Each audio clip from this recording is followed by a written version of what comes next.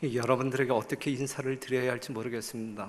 여하튼 더위를 잘 견디시는 여러분들의 인내력에 경의를 표합니다. 아주 훌륭하십니다. 오늘 항시범 우리 소그룹 멤버들이 특창하러 올라가면서 이구동성으로 한 말씀이 기대하지 마세요. 하지만 심령 깊숙한 곳에서 이 감동으로 우리의 마음을 울려주심에 대해서 크게 감사드리고 하나님께 영광을 돌립니다. 자, 이 시간에는 남은 교회라고 하는 제목으로 요한계시록 12장에 있는 말씀을 같이 연구하도록 하겠습니다. 이미 여러분들이 너무너무 자세하게 알고 있는 내용이지만 정리하는 시간이에요. 지금 제 3강을 하고 있지만 13강을 할 때까지는 이미 여러분들이 잘 알고 있는 내용을 정리하는 시간이니까 그렇게 이해하시고 함께 연구하도록 하겠습니다. 먼저 요한계시록 12장 17절에 있는 말씀 같이 한번 읽을게요. 시작. 용이 여자에게 분노하여 돌아가서 그 여자의 남은 자손 곧 하나님의 계명을 지키며 예수의 증거를 가진 자들로 더불어 싸우려고 바다 모래 위에 섰더라 그랬어요. 결론적인 이야기를 한다고 하면 여러분들은 이 성경절에 나와 있는 그 여자의 남은 자손을 누구에게 적용시키죠? 제7일 안식일 예수 재림교회에 적용을 시킵니다. 분명히 맞는 말씀이죠? 맞는 말씀인데 정말 왜 이 여기에서 언급하고 있는 여자의 남은 자손이 제7일 안식일 예수 재림교회일 수밖에 없을까를 이제 요한계시록 12장 연구를 통해서 여러분들 심령 가운데 다시 한번 정리하고 확신을 한다고 하면 여러분들 신앙에 큰 도움이 될 것이라 확신합니다. 여기서 여자와 여자의 남은 자손, 일단 대쟁투에 있는 말씀을 보면 성경상으로 여인은 교회를 상징하되 정숙한 여인은 순결한 교회를, 음란한 여인은 배교한 교회를 상징한다 그랬어요. 여자는 뭘 상징한다고요? 교회를 상징한다. 예레미야 31장 4절 보게 되면 처녀 이스라엘아 그랬어요. 이스라엘 족속을 뭘로 비유했어요? 처녀, 여자로 비유했단 말이죠. 고린도후서 11장 2절에 있는 말씀을 보게 되면 내가 너희를 정결한 처녀로 한 남편인 그리스도께 드리려고 중매함이라. 여기서도 교회가 정결한 처녀로 묘사되었어요. 요한계시록 17장 1절에 있는 말씀을 보게 되면 오라 많은 물 위에 앉은 큰 음녀의 받을 심판을 내게 보이리라 그랬는데, 성경은 여자가 교회를 상징하는데 두 종류의 여자가 성경 가운데 언급되고 있는데 정결한 여자와 부정한 여자. 정결한 여자는 진리교회를 예표하고 있고 그 더러운 여자, 음녀는 배도한 교회를 예표하고 있습니다. 그런데 요한계시록 12장 17절에서 말하고 있는 것은 그 여자의 남은 자손, 여자가 아닌 그 여자의 남은 자손. 그럼 그 여자의 남은 자손이 누구냐 이거죠. 누구냐? 말씀을 보게 되면 분명히 용이 분노하여 더불어 싸우려고 덤벼드는 교회. 그렇다고 하면 누구에게 속한 교회일까요? 마귀에게 속한 교회일까요? 아니면 하나님께 속한 교회일까요? 하나님께 속한 진리교회임에 틀림이 없다라고 하는 사실이죠. 여기서 여자의 남은 자손이 교회를 상징한다고 할 때 이 교회는 이 마지막 시대를 살아가고 있는, 재림 직전에 살아가고 있는 하나님의 손에 들린 거룩한 도구, 진리교회, 하나님의 거룩한 진리교회를 상징하고 있다 이것입니다. 그렇다고 하면 그가 누구냐 이거죠. 그가 누구냐? 요한계시록 12장을 연구하게 되면 여러분들이 성경 66권을 다 연구하지 아니한다 할지라도, 다른 성서적인 내용 다 모른다 할지라도 요한계시록 12장만 제대로, 12장에서 계시하고 있는 내용을 제대로 이해한다고 하면 오늘날 이 세상에 있는 수많은 교파 중에서 어떠한 교회가 여기서 지목하고 있는 이 마지막 시대에 하나님께 속한 남은 진리교회인지를 확신할 수 있다 이것이죠. 자기의 정체성을 분명히 알고 신앙하는 경우와 불분명한 상황 속에서 신앙하는 그러한 경우는 질적으로 신앙적인 질에 있어서 큰 차이가 있을 것입니다. 그러면 이제 한번 순서적으로 살펴보도록 하겠는데, 그 여자에 대해서 한번 살펴볼게요. 요한계시록 12장 1절 보게 되면 하늘에 큰 이적이 보이니 어떠한 여자가 있어요? 해를 입은 한 여자가 있는데 그 발 아래는 달이 있고 그 머리에는 12별의 면류관을 썼더라 그랬어요. 자, 하나님께 속한 교회, 하나님께 속한 교회를 묘사할 때에 해를 입었다. 해를 입었다. 그 무엇을 밟고 있어요? 달을 밟고 있다. 그리고 머리에는 면류관이 있는데 12별의 면류관을 썼다. 그러면은 뭐냐 이거죠. 이것이 뭐냐? 교회인데 무엇을 의미하는 것이냐? 해를 입은 여자예요. 성경에서 해는 무엇을 의미해요? 말라기 4장 2절에 있는 말씀을 보게 되면 내 이름을 경외하는 너희에게는 의로운 해가 떠올라서 치료하는 광선을 발하리니 너희가 나가서 외양간에서 나온 송아지같이 뛰리라 그랬어요. 여기서 의로운 해가 떠오를 것인데 이 의로운 해는 지금 누구의 나타남을 지금 예언하고 있는 거예요? 예수님 나타나심을 예언하고 있는 것이다. 여기서 말하고 있는 의로운 해는 누구다? 예수님이시다. 시편 84편 11절에 있는 말씀, 여호와 하나님은 뭐요? 해요. 하나님은 해다. 이거 해. 요한복음 8장 12절, 예수님께서 이 땅에 오셨을 때 나는 세상에 무엇이니 그랬어요?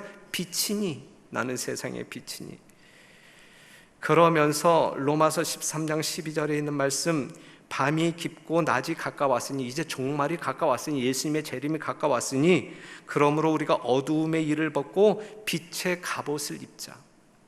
성경에서 예수 그리스도가 해로, 의로운 태양으로 묘사가 되고 있는데 이 마지막 시대를 살아가고 있는 성도들에게 초청하기를 우리가 어두움의 옷을 벗어버리고 빛의 갑옷을 입자라고 이야기하고 있거든요. 14절 보면 오직 주 예수 그리스도로 옷 입고, 무엇으로 옷 입고? 예수 그리스도로 옷 입고 정욕을 위하여 육신의 일을 도모하지 말라 그랬어요. 빛의 갑옷을 입는다라고 하는 것은 누구로 옷 입는다는 이야기예요? 예수님으로 옷 입는다라고 하는 것이죠. 이게 뭐냐면 갈라디아서 3장 27절, 누구든지 그리스도와 합하여 침례를 받은 자는 그리스도로 옷 입었다. 침례를 받은 자는 예수 그리스도의 공로 의지하여 믿음으로 주님과 연합하여 하나 된, 그리하여 침례받은 사람들은 무엇으로 옷 입었어요? 그리스도로 옷 입었다. 이사야 61장 10절에 있는 말씀 보면 내가 여호와로 인하여 크게 기뻐하며 내 영혼이 나의 하나님으로 인하여 즐거워하리니 이는 그가 구원의 옷으로 내게 입히시며 의의 겉옷으로 내게 더하심이 그랬어요. 그렇죠. 그러니까 예수 그리스도 침례를 받음으로 말미암아 그리스도로 옷 입었다. 그런데 이사야 61장에서 이것은 구원의 옷이다, 의의 옷이다. 그러니까 이 옷을 입지 아니한 사람들이 하나님의 자녀라고 말할 수 있어요, 없어요? 구원받은 자라고 말할 수 있어요? 구원받을 수 있다라고 말할 수 있어요, 없어요? 없는 거예요. 없는. 그러니까 우리는 반드시 하나님께 속한 교회라고 하면 이 옷을 입어야 된단 말이죠. 무슨 말씀인지 아시죠? 요게 바로 믿음으로 말미암는 의예요. 하나님의 진리교회는 믿음으로 말미암는 의, 즉 믿음으로 말미암아 우리 아무 공로 없지만 예수 그리스도의 전적인 은혜로 말미암아 주어지는 예수님의 공로의 은혜로 의지하여 우리가 구원받는다라는 분명한 믿음을 가지고 사는 사람들이 진리교회의 첫 번째 조건입니다. 첫 번째 조건. 이것을 무시하게 될 때에 하나님과 연결될 수 없고 하나님께 속한 백성이라고 말할 수가 없어요. 정리되죠? 이렇게 정리하시면 전혀 문제가 없어요. 오직 의인은 믿음으로 말미암아 사는 것입니다. 그러면은 그 발 아래는 뭐가 있고 달이 있고, 달이 발광체예요? 달이 있다는 이야기는 무엇이 있다라는 사실을 분명히 증거하고 있는 거예요. 해가 있다라는 사실. 그렇다고 하면 해 대신, 의로운 태양 대신 예수 그리스도의 존재를 분명하게 증거하고 있는 것이 무엇이냐, 그게 성경이란 말이죠. 그게 성경이란 말이죠.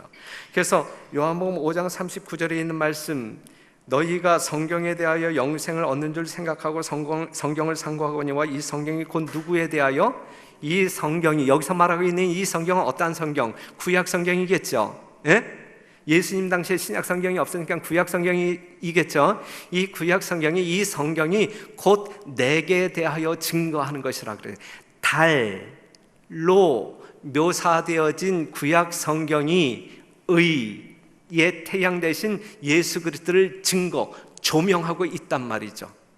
그러니까는 진리교회의 두 번째 특징은 뭐냐면 하나님의 말씀, 진리의 말씀, 예수 그리스도를 증거하는 진리의 말씀 위에 굳건하게 서 있는, 그래야 말씀에서 조명되어진 그 예수 그리스도를 믿음으로 신뢰하는 교회가 진리교회이다라고 하는 사실이죠. 하나님의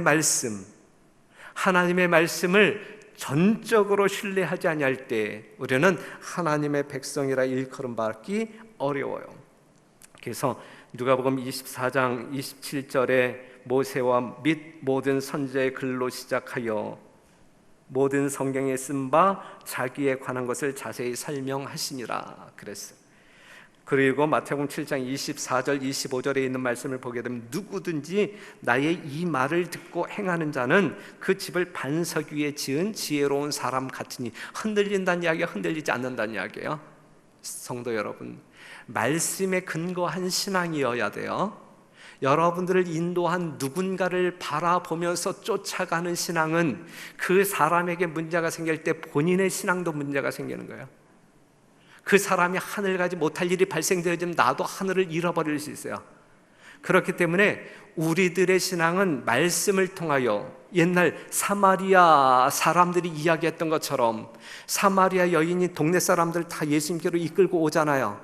며칠 같이 있었는데 그 동네 사람들이 사마리아 여인에게 뭐라고 이야기해요? 너의 말로 인함이 아니라 이제 우리가 누구를 직접 만났다, 예수를 직접 만났기 때문에 우리는 하나님을 신뢰한다라고 이야기하고 있거든요. 이러한 고백이 우리 모두의 고백이어야 돼요. 누구 때문에 하나님을 믿는 것이 아니라, 누구 하나님을 내가 믿는 것이 아니라 내가 성경을 통하여 예수님을 만났기 때문에 그 예수님에 대한 믿음을 보이는 것, 이것이 우리가 생명을 얻을 수 있는 신앙의 지름길이다. 말씀 위에 굳게 서는 교회, 진리교회입니다. 그리고 그 머리에는 12별의 면류관을 썼더라 그랬어요. 여러분들이 성서적으로 이해하고자 할 때의 별은 누구를 의미해요? 별은 무엇을 상징해요? 하나님의 사자, 곧 교회의 지도자들을 상징합니다. 다니엘서 8장 10절이나 12장 3절을 찾아볼 수 있고, 요한계시록 1장 20절에 있는 말씀을 보면 내 본 것은 내 오른손에 7별의 비밀과 7촛대라. 7별은 무엇이라 그랬어요? 7별은 7교회의 사자요, 7교회의 지도자요 그랬단 말이죠. 12별의 면류관을 쓴 여자는 12제자에 의하여 기초가 놓여진 초대교회를 이야기한다. 초대교회를. 여기에서 우리가 참고해야 할 것은 이 여자가 쓴 것은 왕관을 썼어요, 아니면 면류관을 썼어요? 예? 왕관과 면류관은 차이가 있죠. 이 여자가 쓴 것은 면류관입니다. 면류관은 영적 승리와 영생을 의미합니다. 야고보서 1장 12절에 있는 말씀, 시험을 참는 자는 복이 있도다. 이것에 옳다 인정하심을 받은 후에 주께서 자기를 사랑하는 자들에게 약속하신 무엇을? 생명의 면류관을 얻을 것임이라. 그 앞에, 생명의 면류관 앞에 뭐가 있어요? 고난이 있어요? 고난이 있어요? 시험이 있어요? 이것을 승리한 사람들에게 뭐가 주어지는 거예요? 면류관이 주어진다. 그렇다고 하면 이 교회가 면류관이 있다는 이야기는 무엇을 경험한 교회란 이야기예요? 고난을 경험하고 견딘 승리한 교회다라고 하는 사실을 말하고 있는 것입니다. 요한계시록 2장 10절에 있는 말씀을 보게 되면 너희가 10일 동안 환난을 받으리라. 내가 죽도록 충성하라. 그리하면 내가 생명의 면류관을 내게 주리라 그랬어요. 환난 받을 거예요. 하지만 이겨라. 승리하게 되면 생명의 면류관을 주겠다, 이것이거든요. 유대 지도자들, 초대교회를 보게 되면 유대 지도자들에 의하여 이 교회에 방해가 있었어요. 복음을 전파하는 일에 방해가 되었단 말이죠. 누가? 유대인들에 의하여. 로마 제국에 의하여 이 교회에 뭐가 있었어요? 박해가 있었어요. 박해가.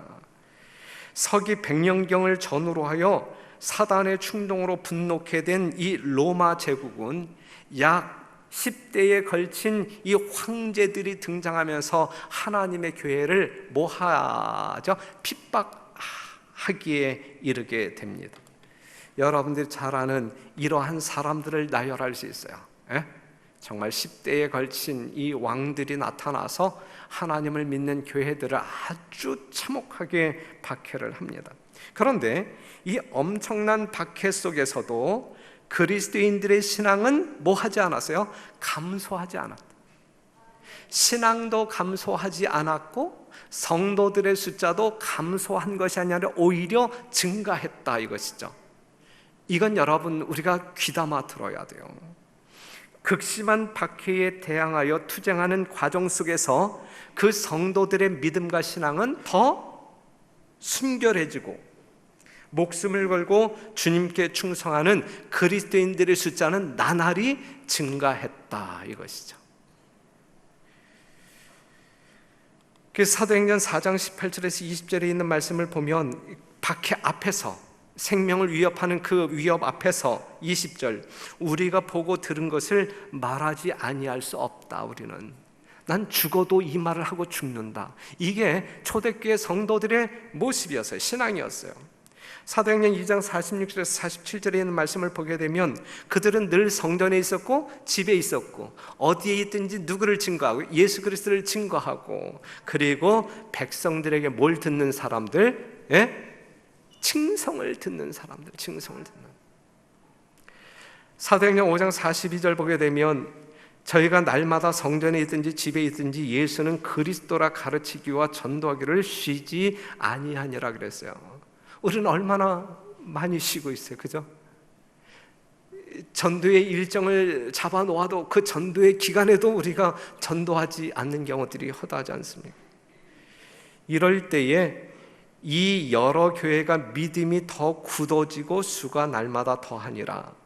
그래서 사도행전 1장 8절을 보게 되면 예루살렘, 유다, 사마리아 땅끝까지 이르러 내 증인이 될 것이다 그랬는데 로마서 10장 18절을 보게 되면 이미 땅끝까지 복음이 다 증거됐어요.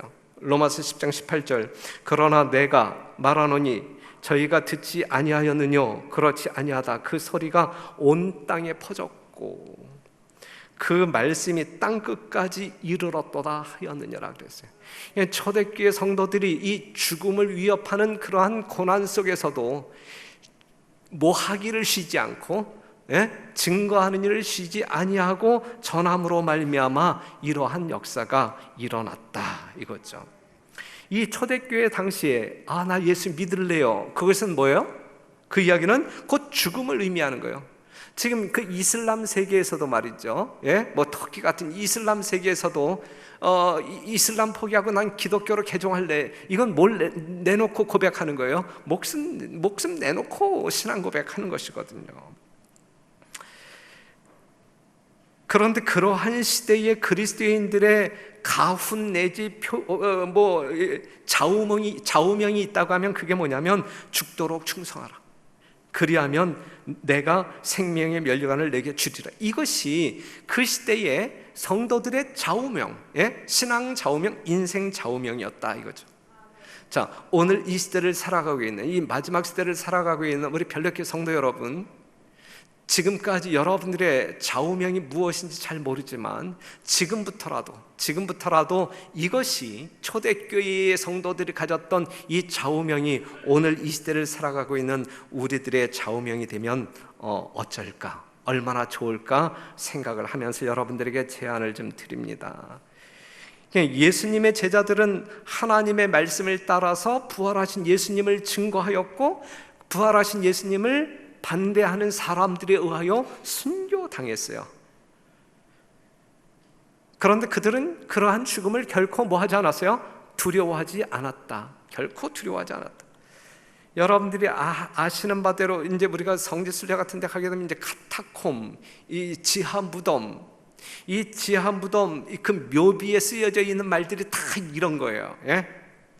호노리아, 평화 속에서 잠자다. 화우타, 평화 속에서. 아주 햇빛도 비치지 아니하는 이 지하 동굴에서 말이죠. 지하 무덤에서 그 고난 받다가 핍박 피하면서 거기까지 내려와서 이제 거기서 죽는데, 그럼에도 불구하고 그들은 뭐 했어요? 심령 속에 말할 수 없는 평안이 있었다라고 하는 사실이죠. 그들은 결코 세상과 타협하지 않고 대신 죽음을 선택한 것입니다. 이것이 남은 교회를 낳은 여자의 신앙입니다. 남은 교회를 출생한 여자의 신앙입니다. 만약에 여러분들이 이 여자의 남은 자손들이라고 한다고 하면 이 여자의 신앙을 여러분들도 지킬 때 여러분들은 이 여자의 남은 자손, 그 유전인자를 타고난 자손이라고 말할 수가 있습니다. 그런데 이 여자에게 이제 시련이 와요. 시련이 닥쳐오는데, 요한계시록 12장 6절 14절 보게 되면 그 여자가 광야로 도망하며 거기서 얼마 동안 1260일 동안, 14절, 그 여자가 큰 독수리의 두 날개를 받아 광야 곳으로 날아가 그 뱀의 낯을 피하여 얼마? 한때 두때 반때를 양육받음에 그랬어요. 여기 이제 이 여자가 경험하는 시련기라고 말할 수 있어요. 시련의 시기. 그런데 이제 교회가 타락을 합니다. 교회가 이제 타락을 하게 돼요. 초대교회 그 순수하게 아주 흰색으로 시작하였던 이 초대교회가 타락합니다. 사단의 활동 목적은 뭡니까? 사단의 활동 목적은 인류의 파멸이다. 파멸. 사람을 하나님께로부터 분리시키는 것이 사단이 하는 주요 활동 내용이다. 그런데 사단이 이제 별짓 다 해보잖아요. 육체적인 박해를 통해서 그리스도인들을 박멸하고자 작전 세웠고 시도했지만 이게 될 것 같아요? 안 될 것 같아요? 안 될 것 같으니까 이제 작전을 바꾸죠. 자, 우리가 전에서도 살펴보았지만 초대교회가 심한 박해가 가해지면 가해질수록 그 교회는 더욱더 정결해지고 그 교회는 더욱더 영적 또한 외적으로 성장하는 모습을 사단은 보았다 이거죠. 그러니까 이 육체적인 박해로는 안 되겠다, 이게 안 되겠다. 왜냐하면 그리스도인들은 이렇게 살기 때문에 그래요. 몸은 죽여도 영혼은 능히 죽이지 못하는 자들을 두려워하지 말고 오직 몸과 영혼을 능히 지옥에 멸하시는 자를 두려워하라 그랬어요. 이 땅에서 육체를 위협하는 그러한 어떤 그 위협은 결코 두려워하지 않는단 말이에요. 진짜 그리스도인들이라고 하면, 해를 입은 여자라고 하게 되면, 그죠? 이제는 내 안에 그리스도가 사는 성도들이라고 하면 이 땅에 있는 어떠한 것을 두려워하지 아니하고, 하늘을 잃어버릴까봐, 그 믿음을 잃어버릴까봐, 그 예수님과 분리될까봐 이것을 가장 두려워한단 말이죠. 아시겠어요? 이것이 여러분들의 믿음이기를 간절히 바랍니다. 이래야 정상이에요. 이것이 살아있는 교회의 모습입니다. 하나님의 참 자녀들은 육체적인 죽음을 두려워하지 않아요. 하나님의 참 자녀들은 육체적 박해로 인해서 현세적 세상의 어떠한 것을 위하여 하나님을 버리지 않습니다. 죽음일지라도. 그래서 이 로마 제국이 이제 그 사실을 깨달아요. 그래서 사단이 작전을 바꾸지요. 작전을 바꾸어서 AD 313년 칸스탄틴 황제에 의하여 어떠한 명령을 선포하냐면 밀라노 칙령, 종교 자유, 박해가 아닌 종교 자유를 선언합니다. 신앙의 자유를 선언합니다. 자, 이게 이제 밀라노 칙령의 내용인데, 우리는 그리스도인들과 모든 사람들에게, 우리와 우리 정부 산하에 살고 있는 모두에게 길조가 되는 종교를 선택하여 따를 수 있는 자유를 제공하도록 결의함. 모든 그리스도인들에게 무엇이 보장돼요? 자유가 보장돼요. 신앙의 자유가 보장되었어요. 이러한 법령 아래서 하나님의 교회는 부흥해야 할까? 아니면 타락해야 할까? 어떻게 돼야 될까요? 이러한 신앙의 자유 아래서 교회는 더 영적으로 부흥하고 성장해야 마땅한데 그렇게 됐느냐 이거죠. 아니고 오히려 타락했다. 우리나라 5일 근무제, 이것이 재림교회에 부흥을 가져왔는가 아니면 감소를 가져왔는가? 뭡니까? 5일 근무제가 시행된 이후에 내용적으로도 상당히 그 다음에 숫자적으로 상당히 감소 추세에 있음을 우리는 경험하고 있어요.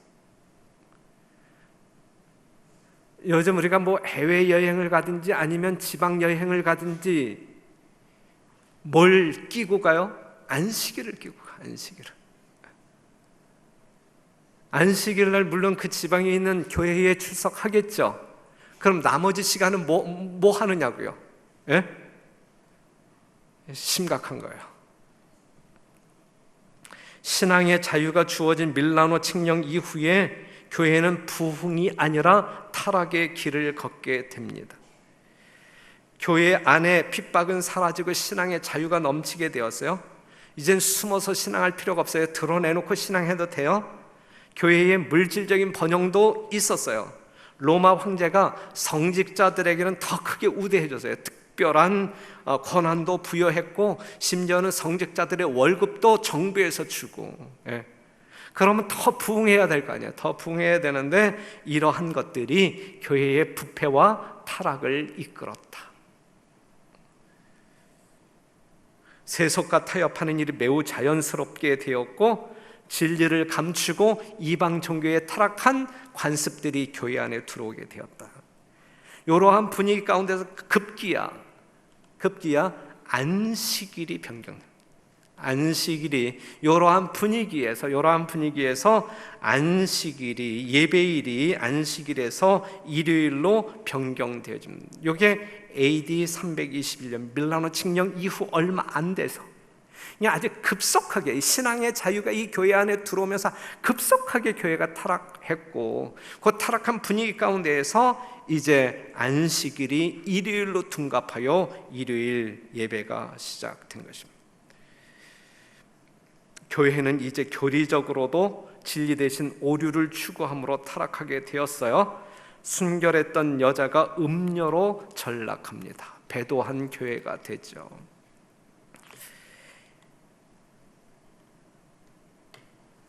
그러면서 이제 서기 330년에 콘스탄틴 황제가 이 로마가 당시 로마가 수도였는데 이 콘스탄틴 황제가 이 비잔티움으로 이 수도를 천도합니다. 이 수도를 옮겨, 비잔티움으로 이제 이 수도를 이제 옮기는데, 근데 이제 로마시 이전의 수도, 이 로마시를 어떻게 처리하고 하냐면 그 로마 교회의 감독이 이 로마시를 장악하는 우두머리 역할을 하도록, 이것이 장차 참된 그리스도인들을 박해하게 될 교황권의 모체가 되는 거예요. 로마 교회의 감독자가 이 정치적인 권력까지 행사하는 그러한 권한을 부여받음으로 말미암아 이 순결했던 초대교회가 이제 천주교회, 이제 타락한 로마 교황권, 이 천주교회로 바뀌어지는 모체가 되었다. 이게 AD 330년에 있었던 사건입니다.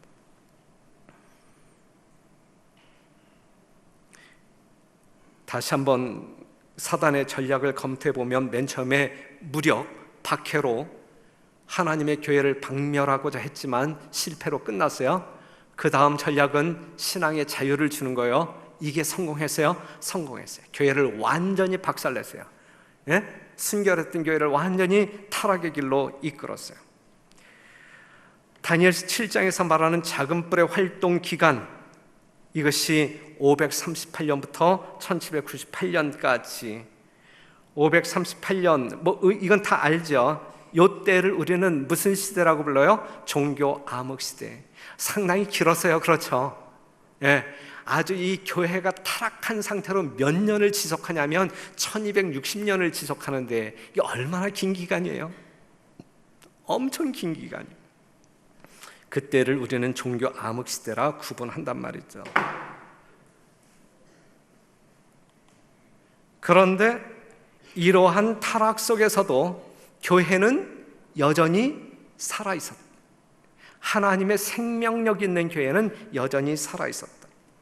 이러한 기나긴 중세 그 암흑 기간 동안에도 핍박받는 성도들로 구성된 광야로 쫓기는 그 생명력 있는 순결한 교회, 남은 무리의 명맥이 유지되었다. 종교 암흑 시대 동안에도 알비젠스인들, walden스 교도들을 비롯한 많은 사람들이 진리를 수호하기 위하여 그 박해를 피하여 이 산으로 이 광야로 도망치면서 하나님의 거룩한 진리를 유지하는, 순결을 유지하는 일에 목숨을 걸고 지켰습니다. 참혹한 기간이었지만 하나님의 신실한 백성들은 위협을 굴하지 아니하고 순백의 신앙을 지키며 교회의 모습을 유지합니다. 이것이 남은 교회를 출산한 그 여자의 모습이에요. 그 여자의 모습. 이것이 여러분들이 지녀야 할 이 조상들의 신앙, 정신. 로마서 11장 2절에서 5절에 있는 말씀 보면 엘리야의 경험을 이야기하죠. 다 태양을 숭배하고 바알을 숭배하고 나만 홀로 남았는데 하나님 어찌하면 좋습니까? 그랬을 때에 4절 보게 되면 저에게 하신 대답이 무엇이뇨? 내가 나를 위하여 바알에게 무릎을 꿇지 아니한 사람 7천을 남겨두었다 하셨으니, 그랬거든요. 남은 자가 명맥을 유지하는 거예요. 이러한 사람들을 통하여 하나님께서는 일하시고 승리하십니다. 이해가 되시죠?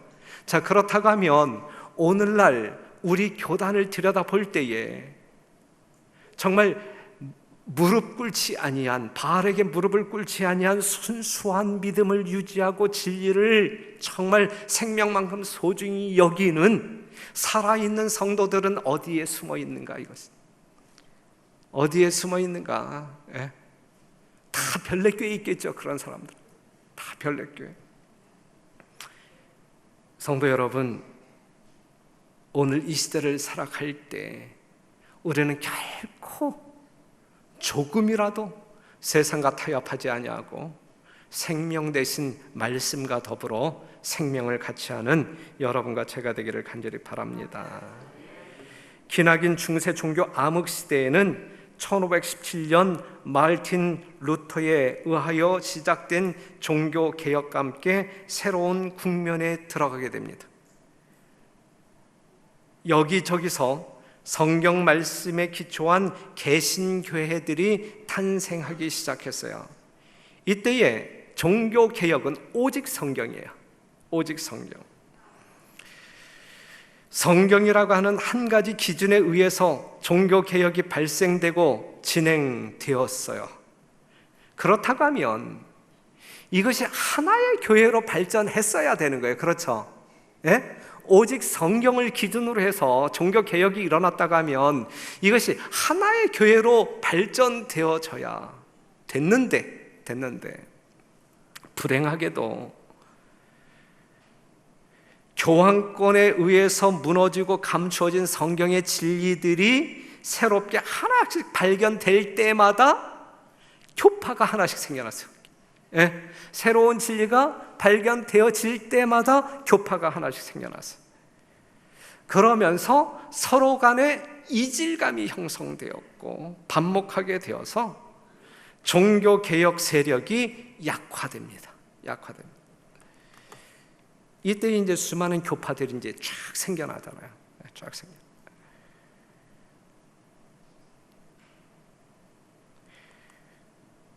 그런데 이제 이러한 위기 속에서 목숨을 건진 그 여자의 운명이 어떻게 증거되냐면 요한계시록 12장 15절 여자의 뒤에서 하나님의 진리교회지 여자의 뒤에서 뱀이 그 입으로 물을 강같이 토하여 여자를 물에 떠내려가게 하려 하되 이게 위기예요.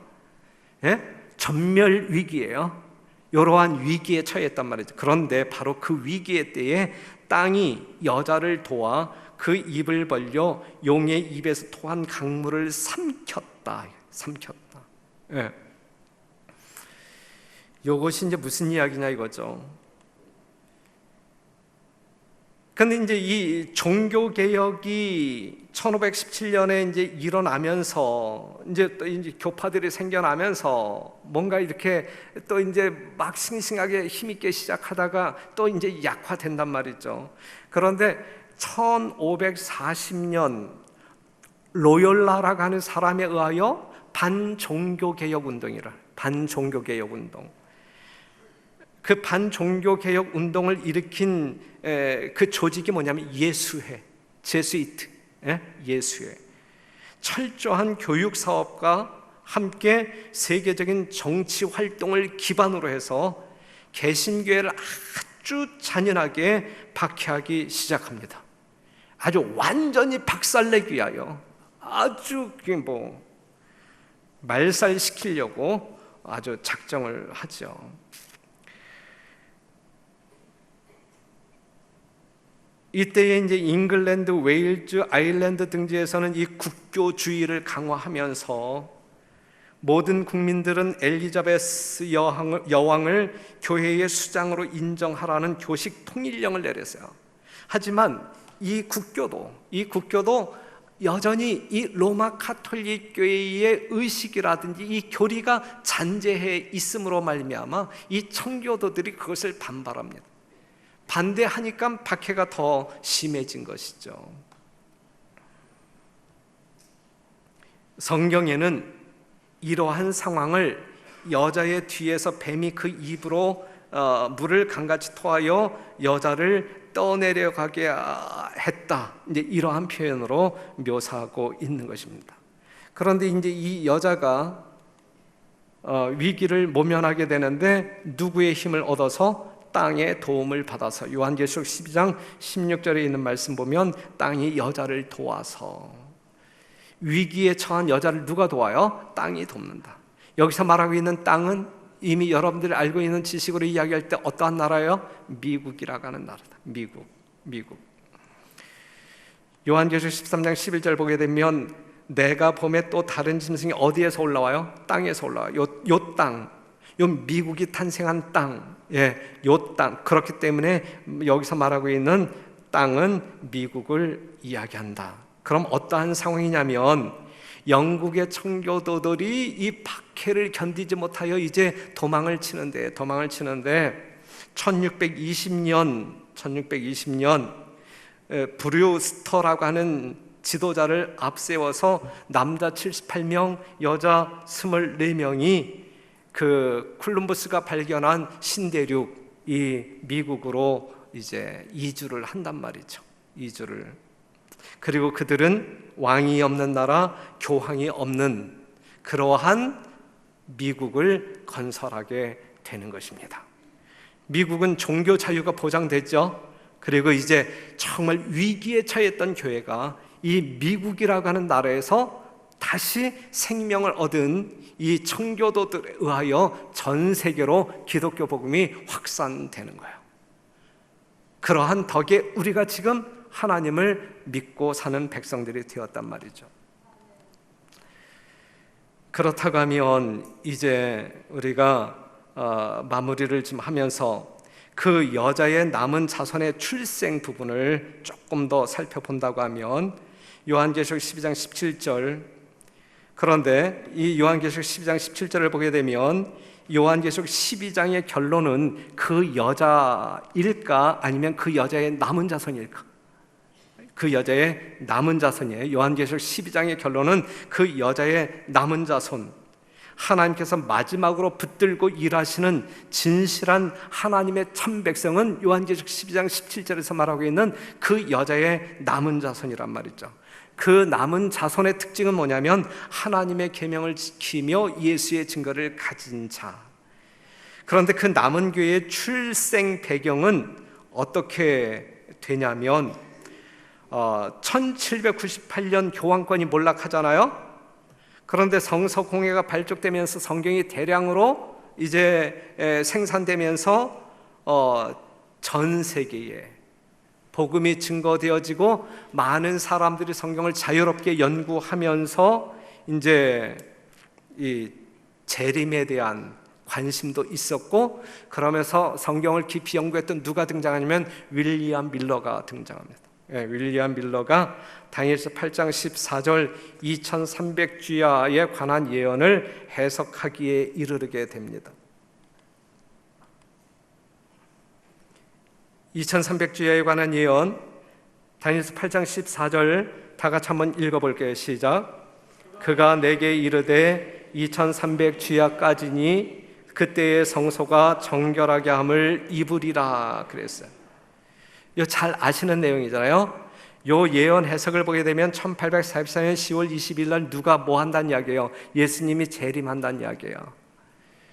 그런데 요것은 이 재림운동은 초교파적인 운동이었고 상당히 센세이션을 불러일으켰던 운동이었고, 그런데 1844년 10월 22일 날 예수님이 재림하신다라고 하는 사실을 예언에 근거하여 철석같이 믿었지만 그때 예수님은 오셨어요? 오시지 않았어요?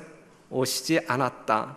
그래서 그들은 뭐 했다고요? 실망했다. 이걸 우리는 재림교회사에서 뭐라고 일컬어요? 대실망 사건이다. 대실망 사건. 그런데 그렇다고 하면 윌리엄 밀러의 예언 해석에 있어서 어디에 문제가 있었느냐 이거예요. 시간 해석에 문제가 있었느냐 아니면 사건 해석에 문제가 있었느냐. 시간 해석에는 전혀 문제가 없는 거예요. 1844년 10월 22일이라고 하는 이 예언 해석은 정확한 거예요. 그런데 사건 해석에서 문제가 있었다. 성서 정결을 지구 정결로 해석을 해서 예수님 재림 사건으로 직결시킨 요게 문제가 됐다. 그런데 요것이 후차 이제 이 재림 성도들에 의하여 이제 밝혀진 것은, 확인되어진 것은 무엇에 의하여? 성경에 의하여 확인되어진 것은 예수님이 이 땅에 재림하시는 날이 아니라 예수님이 어디로 들어가는 날? 지성소로 들어가는 날로 이제 이해가 되어지면서 성경이 확인되어지면서 판도가 바뀌는 것이죠. 윌리엄 밀러의 재림운동은 초교파적이었어요. 그런데 대실망 이후에 많은 사람들이 떠났어요. 극소수만 남았어요.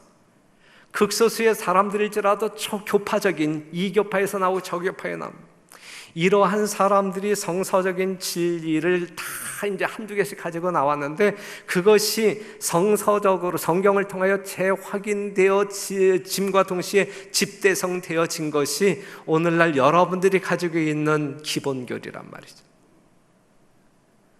그때에 하나님의 말씀 진리를 전혀 의심하지 아니하고 말씀에 근거한 신앙을, 그리고 그 믿음을 확신했던 성도들에 의하여 이제 뭐가 탄생되어지는 거예요? 제7일 안식일 예수 재림교회가 탄생되어진 것입니다. 요한계시록 10장 10절에서 11절에 있는 말씀을 보게 되면 요 대실망의 사건이 이렇게 묘사가 되죠. 작은 책을 갖다 먹었을 때에 입에서는 꿀같이 타나 먹은 후에 내 배에서 쓰게 되리라. 윌리엄 밀러가 2300주에 관한 예언을 해석하고 예수님 1844년 10월 22일 날 오신다 할 때에 얼마나 열광했어요? 얼마나 그 말씀이 달콤했어요? 꿀보다 더 달았죠. 그런데 22일 날 예수님 오시지 아니하자 그들의 쓴맛은 이루 말할 수가 없었어요. 너무너무 썼어요. 하지만 하나님께서 우리에게 주시는 말씀 뭐냐면 11절, 저가 내게 말하기를 내가 많은 백성과 나라와 방언과 임금에게 다시 예언하여야 하리라 그랬어요. 그러니까 정확한 성서적인 해석에 근거한 기별을, 깨닫게 된 기별을 다시 예언하여야 하리라. 이상구 씨는 이것을 엉뚱하게 해석함으로 말미암아 문제를 일으키고 결국 그 영혼이 이 말씀에 대한 불충분한 이해로 말미암아 자기 고집으로 말미암아 우리 교단을 떠나지 않았습니까? 그렇죠? 여러분들은 정확히 알아야 되는 거예요. 정확히.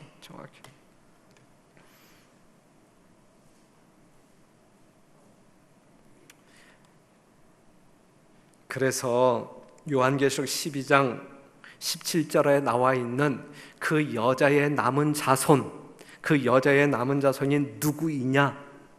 우리가 요한계시록 12장을 살펴볼 때에 우리는 이렇게 정리할 수 있어요.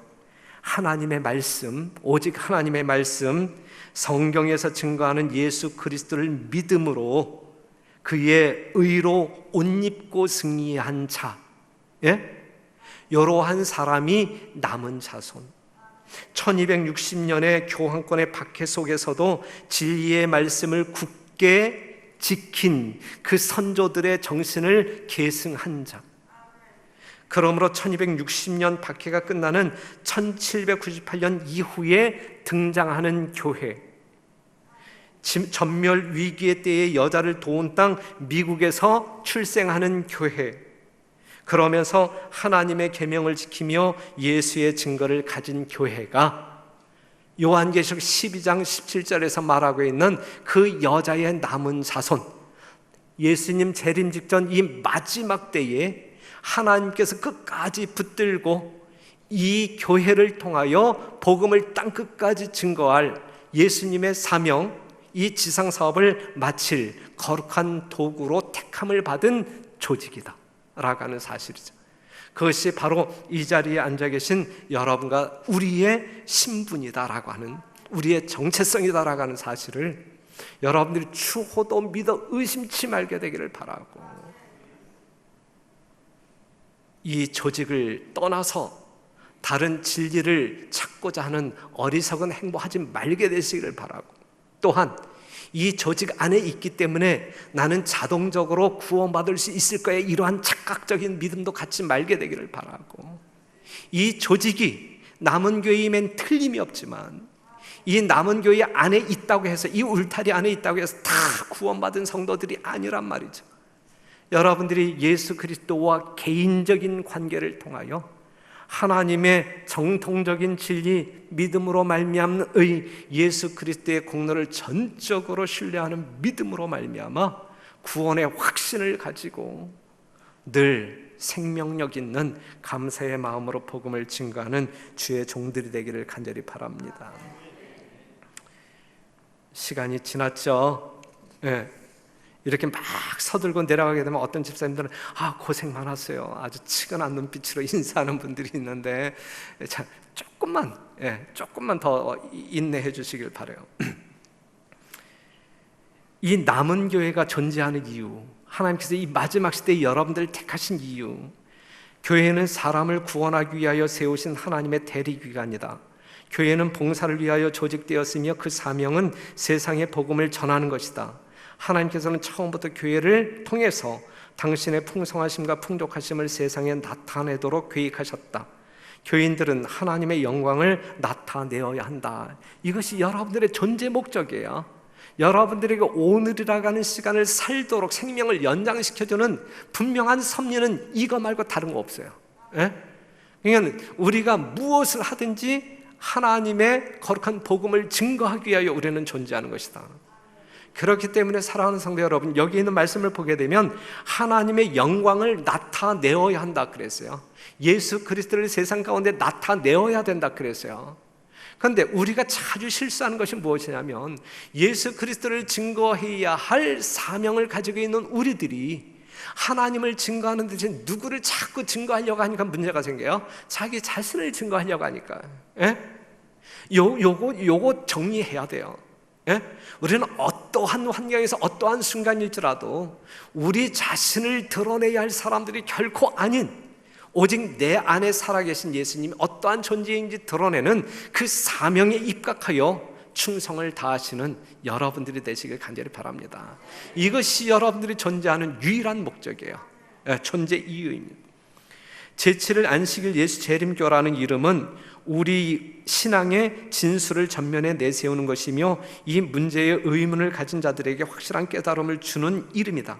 이 명칭은 여호와의 화살통에서 나온 화살과 같아서 하나님의 율법을 범하는 자들의 심령을 꿰뚫어 회개하게 하고 주 예수 그리스도를 믿게 할 것이다 그랬어요.